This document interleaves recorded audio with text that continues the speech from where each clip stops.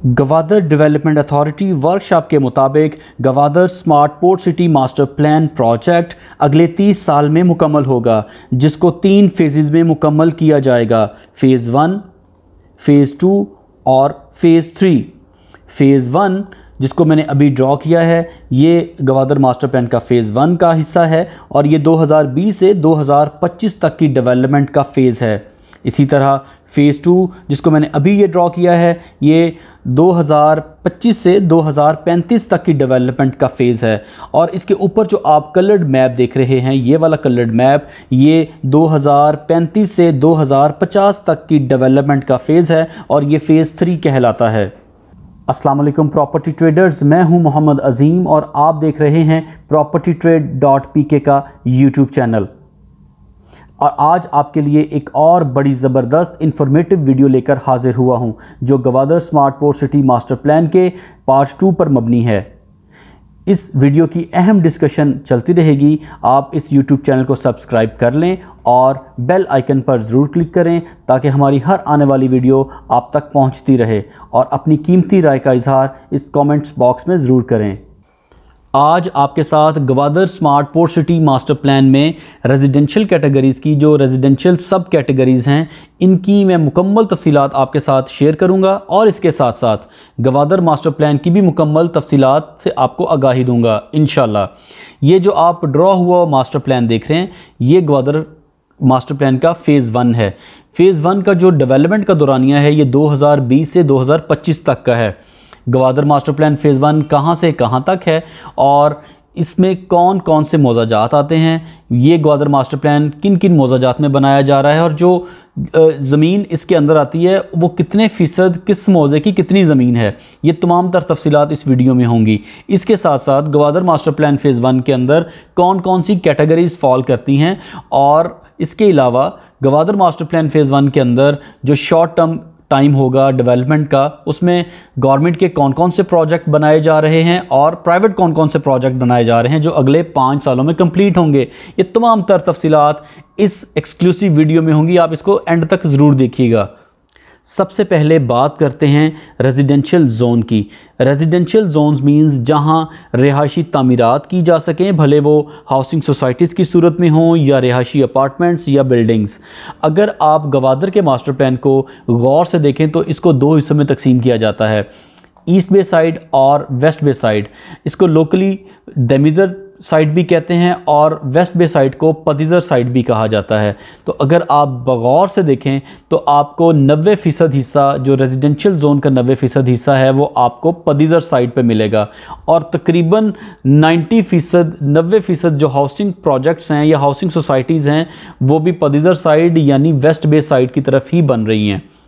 Residential zone में आबादी बढ़ने का तनासुब क्या होगा और किस जगह कितनी मंजिला बिल्डिंग बनाई जाएगी, इस सब के लिए GDA वर्कशॉप के मुताबिक गवादर मास्टर प्लान के रेजिडेंशियल जोन को 3 हिस्सों में तकसीम किया गया है, जिसको R1, R2 और R3 कहा जाता है। इसके अलावा एक कैटेगरी है RS, जो कि रेजिडेंशियल सर्विसेज लैंड कहलाती है। तो आइए अब इनकी तफसीलात आपके साथ मैं शेयर करता हूँ। रेजिडेंशियल जोन की पहली कैटेगरी है R1, और R1 का मतलब है low density residential zone. R1 में आबादी बढ़ने का तनासुब सबसे कम होगा। यहाँ फ़ी हेक्टर या 2.5 एकड़ पर सिर्फ 100 अफराद की आबादकारी का इम्कान है, जो कि दूसरी रेजिडेंशियल जोन्स की बनिस्बत सबसे कम होगा।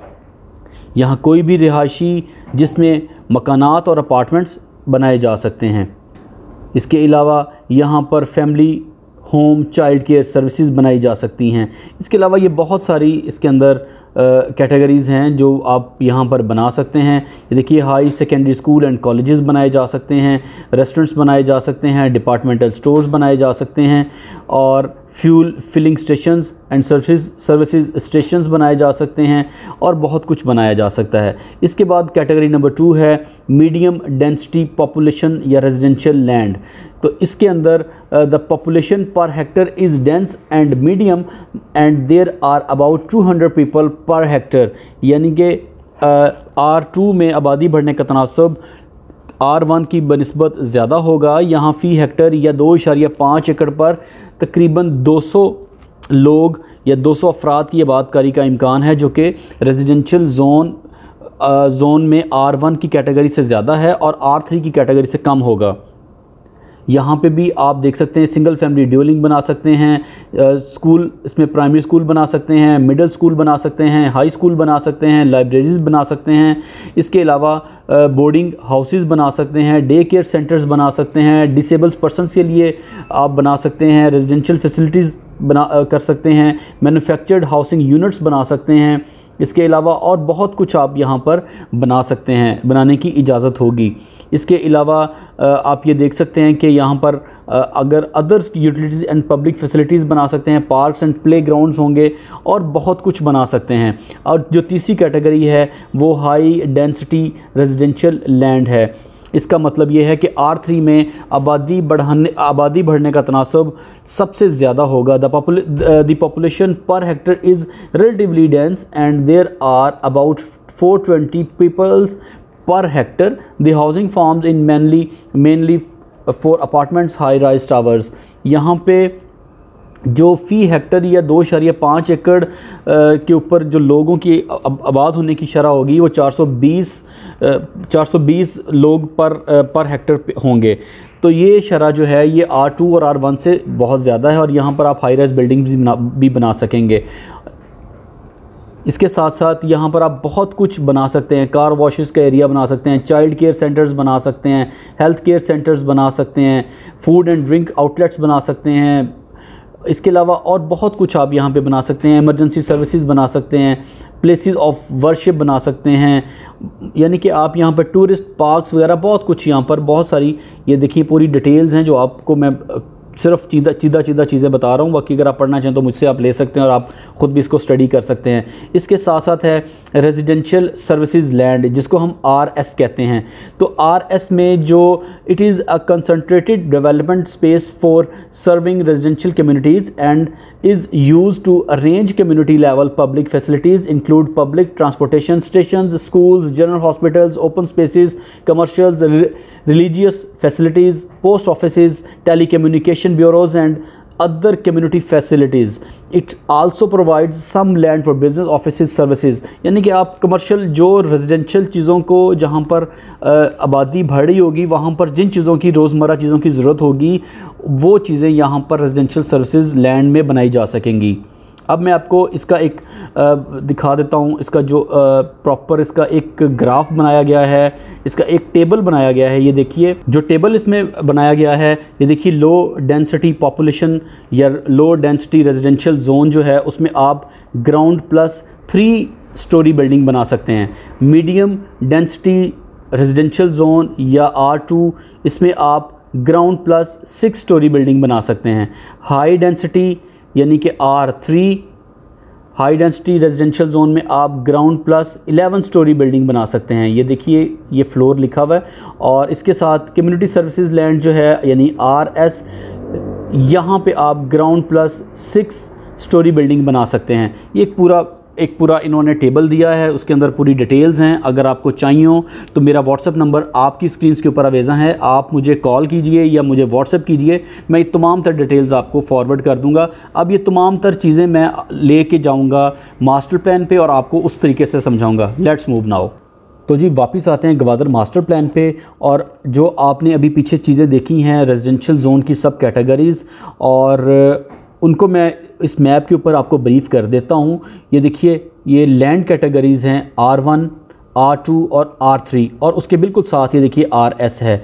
ये 3 कैटेगरीज रेजिडेंशियल जोन की हैं, R1, R2, R3, और साथ में RS ये भी रेजिडेंशियल कैटेगरीज़ के ज़िम्मे में आता है, क्योंकि जब यहाँ पर पॉपुलेशन बढ़ रही होगी, जब यहाँ पर लोग आबाद हो रहे होंगे, तो जो उनकी ज़रूरत है ज़िंदगी को पूरा करने के लिए यहाँ पर आपको कमर्शियल एक्टिविटीज़ चाहिए होंगी, तो वो RS ही में वो चीज़ें बनाई जाएंगी। तो इसलिए इसको RS को आप देखिएगा, आपको यहाँ पे हर जगह पे नज़र आएगा। ये मास्टर प्लान फेज़ 1 के अंदर R1, R2, R3 और साथ में RS कैटेगरी है। इवन सिर्फ रेजिडेंशियल जोन में नहीं, बल्कि इवन ये देखिए इंडस्ट्रियल जोन जो M1 light industrial zone area होगा, वहाँ पर भी RS की कैटेगरी मौजूद है, ताकि जो वहाँ के काम करने वाले लोग होंगे वो भी जो उनकी ज़रूरत ज़िंदगी की चीज़ें वो यहाँ से पूरी हो सकें। तो ये रेजिडेंशियल जोन को मैंने प्रॉपर आपको ब्रीफ़ कर दिया। अब मैं आपको ग्वादर मास्टर प्लान जो फ़ेज़ 1 है उसको मुकम्मल आपके साथ उसकी डिटेल्स शेयर करता हूँ। बहुत सारे दोस्त मुझसे क्वेश्चंस करते हैं कि ग्वादर मास्टर प्लान कहाँ से कहाँ तक है, इसमें कौन कौन से मौज़ाजात आते हैं, इन मौज़ाजात की कितने फ़ीसद ज़मीन ग्वादर मास्टर प्लान फ़ेज़ 1 में आती है, या ग्वादर मास्टर प्लान फ़ेज़ 1 में कौन कौन सी कैटेगरीज़ हैं, ग्वादर मास्टर प्लान फ़ेज़ 1 में गवर्नमेंट के कौन कौन से प्रोजेक्ट्स हैं, कितने फ़ीसद ये कंप्लीट हो चुके हैं और कितने अरसे बाद या कितने अरसे तक ये कंप्लीट होंगे, और कितने यहाँ पे प्राइवेट प्रोजेक्ट्स हैं जिनके ऊपर डेवलपमेंट्स चल रही हैं या काम हो रहा है या अभी पेंडिंग है। तो मैं आज इनकी डिटेल्स आपके साथ शेयर करूँगा। ये जो आप रेड लाइन देख रहे हैं, ये जितनी भी आप रेड लाइन देख रहे हैं, ये ग्वादर मास्टर प्लान फ़ेज़ 1 है।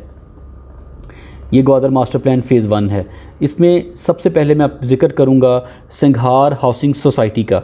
ये जो आप सोसाइटी देख रहे हैं, ये Singhar housing society master plan phase 1 में है और ये सरकारी हाउसिंग प्रोजेक्ट है। DC डिप्टी कमिश्नर के अंडर आती है और CG कंसल्टेंट्स वाले हैं वो इसको ट्रांसफ़र्स वगैरह इसकी देखते हैं, कंप्यूटराइज ट्रांसफ़र होती है इसकी।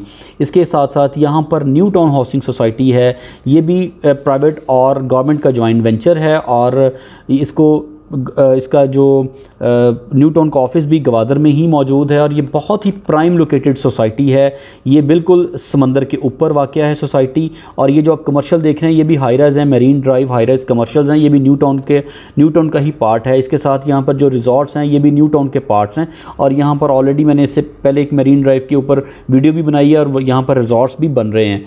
इसके अलावा ये आप देख सकते हैं, ये जो आप गोल दायरा देख रहे हैं ये बहुत बड़ा मॉन्यूमेंट है, तकरीबन 105-110 एकड़ के ऊपर ये मुहित है ये वाला एरिया। और ये जो है ये भी मास्टर प्लान फ़ेज़ 1 का हिस्सा है। इसके अंदर अब कौन कौन से मौज़ाजात हैं, तो सबसे पहले ये देखिए ये अंकाड़ा जनूबी है, इसका कुछ हिस्सा ये मास्टर प्लान के अंदर है जिसमें R1 कैटेगरी है और R3 कैटेगरी भी मौजूद है, कुछ हिस्सा R2 का भी है। और इसके बाद फिर मौज़ा डोरगटी है, मौज़ा डोरगटी का भी तकरीबन 90% हिस्सा मास्टर प्लान फ़ेज़ 1 के अंदर है। इसके अलावा जो शनकानी दर है, शनकानी दर का भी तकरीबन 30 से 35% हिस्सा मास्टर प्लान फ़ेज़ 1 के अंदर है।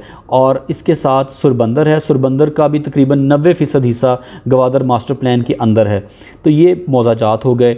इसके बाद इसमें कौन कौन सी कैटेगरीज़ हैं, तो आप ये देखिए यहाँ पे R1 यानी low density residential zone, R2 medium density residential zone, R3 high density residential zone और RS ये जो कैटेगरीज मैंने आपके साथ पहले शेयर की हैं जो रेजिडेंशियल सर्विसेज लैंड है। इसके अलावा A3 ये देखिए A5 कैटेगरीज़ मौजूद हैं, यानी कि A5 में यहाँ पर हॉस्पिटल्स वगैरह बनाए जाएंगे। इसके अलावा A3 में यहाँ पर स्कूल, यूनिवर्सिटीज़ और स्कूल्स वगैरह, कॉलेजेस वगैरह बनाए जाएंगे। इसके साथ साथ आप ये देख रहे हैं B&R, ये B&R है, ये B&R है। इसके अलावा ये B&R है। B&R का मतलब है बिज़नेस एंड रेजिडेंशियल। ये ग्राउंड प्लस 11 स्टोरी यहाँ पे बिल्डिंग बना सकेंगे जिसमें आप अपार्टमेंट्स और ऑफिसेज वगैरह बना सकेंगे। इसके साथ ये बिज़नेस कैटेगरी है, business category mean business and commercial category. यहाँ पे ग्राउंड प्लस 30 स्टोरी बिल्डिंग बना सकते हैं। और ये मौज़ा वशियनडोर में वाक़या है। थोड़ा सा एरिया वशियनडोर में है, बाकी कुछ हिस्सा डोरगटी में भी है। इसके साथ साथ शनकानी दर आता है। शनकानी दर में आप ये देखें, ये W लिखा हुआ है, ये है warehouses and logistic area.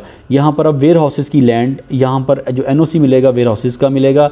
इसके अलावा यहाँ पर M1 कैटेगरी है जिसको हम लाइट इंडस्ट्रियल जोन कहते हैं या पोल्यूशन फ्री इंडस्ट्री लगाई जाएगी M1 में। इसके साथ शनकानी दर में ही ये R2 R3 कैटेगरी है, और ये बिज़नेस कैटेगरी, ये मकरान कोस्टल के ऊपर ये बिज़नेस, ये जो डिब्बा आप देख रहे हैं ये भी बिज़नेस कैटेगरी है। और यहाँ पर एक प्राइवेट सोसाइटी है जिसका नाम है अलनूर कार्गो, वो भी इसी जगह पे वाक़या है। और इसके साथ साथ इस जगह के ऊपर भी वेयर हाउसेस की जो सोसाइटी है वो भी इसी जगह पे बन रही है, इस मकरान कोस्टल पे। इसके अलावा अगर आप आगे कैटेगरीज़ को देखें तो ये देखिए RS और R1 R2 R3 कैटेगरीज़ यहाँ पे मौजूद हैं। तो ये तमाम चीज़ें हो गई हैं। अब इसके अंदर कितने फ़ीसद, वो भी मैंने आपको बता दिया कि कितने फ़ीसद हिस्सा इसमें आ रही है, कौन कौन सी कैटेगरीज़ आ रही हैं। अब यहाँ पर कौन से जो सरकारी प्रोजेक्ट्स हैं वो बन रहे हैं, तो ये आप देख सकते हैं। ये फ्री जोन कह रही है, ये चाइना का एरिया है। और ये जो आप सड़क देख रहे हैं, ये देखिए लिखा हुआ है एक्सप्रेस वे। ये एक्सप्रेस वे ग्वादर पोर्ट से कनेक्ट कर दी गई है, ग्वादर मकरान कोस्टल के साथ। यहाँ पे जाके ये शनकानी दर पे ये कनेक्ट कर दी गई है। और इसका मतलब ये है कि जितने भी ट्रांसपोर्टेशन होगी, जो गुड्स ट्रांसपोर्टेशन होगी, वो इसी रूट से होगी, इस एक्सप्रेस वे से। इसको शहर में बिल्कुल भी जाने की इजाज़त नहीं होगी, ताकि शहर के जो मामलात ज़िंदगी हैं वो डिस्टर्ब ना हो। और तमाम तर जितनी भी तरसीलात हैं वो इसी रोड से ही हुआ करेंगी इंशाल्लाह ताला। और इसका इफ्तिताह नवंबर दिसंबर में इसका इफ्तिताह भी हो जाएगा। ये रोड ब्लैक टॉप हो चुकी है। और ये मकरान कोस्टल से डायरेक्टली पोर्ट के साथ कनेक्टेड है। और ये समंदर के साथ साथ जाते हुए कोई मैदीज़ के साथ होते हुए यहाँ पे शनकानी दर पे यहाँ पे इसका इंटरचेंज बनेगा। और इसके साथ जो फ़ेज़ 1 के सरकारी प्रोजेक्ट्स के अलावा हैं, उसमें एयरपोर्ट है। एयरपोर्ट के ऊपर 24/7 काम हो रहा है, बहुत तेज़ी के साथ यहाँ पर काम हो रहा है। लाइट्स ऑन हो चुकी हैं इसकी, और इंशाल्लाह 2022 के एंड पे हमें यहाँ पर बिल्डिंग भी कंप्लीट नज़र आएगी। और उम्मीद करते हैं कि यहाँ पर कुछ ना कुछ लैंडिंग और कुछ ना कुछ हो रहा होगा इंशाल्लाह। और सितंबर में डेट तो अनाउंस हो गई है, सितंबर 2023 में यहाँ पर कमर्शियल फ़्लाइट्स की भी आमद-ओ-रफ़्त होगी। इसके अलावा ये फ़ेज़ 1 में जीडा है, Gwadar industrial estate development authority, और इसके साथ है GEP यानी ग्वादर एक्सपोर्ट प्रोसेसिंग जोन। ये भी ग्वादर मास्टर प्लान फ़ेज़ 1 का ही हिस्सा है, और यहाँ पर ऑलरेडी डेवलपमेंट होगी। इसकी भी आपने मेरी बहुत सारी वीडियोस देखी हैं। तो ये तमाम तर डिटेल्स आज मैंने आपके साथ शेयर की हैं। मैं उम्मीद करता हूँ कि आपको मेरी ये वीडियो ज़रूर पसंद आई होगी। इन्फॉर्मेटिव वीडियो है। इस वीडियो के मुतालिक अगर आपकी कोई राय हो, आपके कोई क्वेश्चंस हों, तो मेरा नंबर आपकी स्क्रीन्स के ऊपर अवेज़ा हैं। यही मेरा व्हाट्सएप नंबर है। डिस्क्रिप्शन में भी ये नंबर दिया हुआ है, डिस्क्रिप्शन में इसका लिंक भी है। आप वहाँ पर क्लिक करके मेरे साथ चैट भी कर सकते हैं। अगर आपकी कोई रिक्वायरमेंट है, अगर आपने कोई ज़मीन ख़रीदनी है या बेचनी है, तो आप मुझे कॉल कर सकते हैं। इसके अलावा अगर आप ग्वादर मास्टर प्लान के हवाले से कोई इन्फॉर्मेशन लेना चाहते हैं तो वो भी मैं प्रोवाइड करूंगा इंशाल्लाह। अगर आप ग्वादर मास्टर प्लान की डिटेल बुकलेट चाहते हैं तो वो भी मैं आपको व्हाट्सएप कर दूंगा जब आप मुझे मैसेज करेंगे। अपने साथ जुड़े हुए लोगों का ख्याल रखिए। अल्लाह आप सबका हामी व नासिर। अस्सलामु अलैकुम।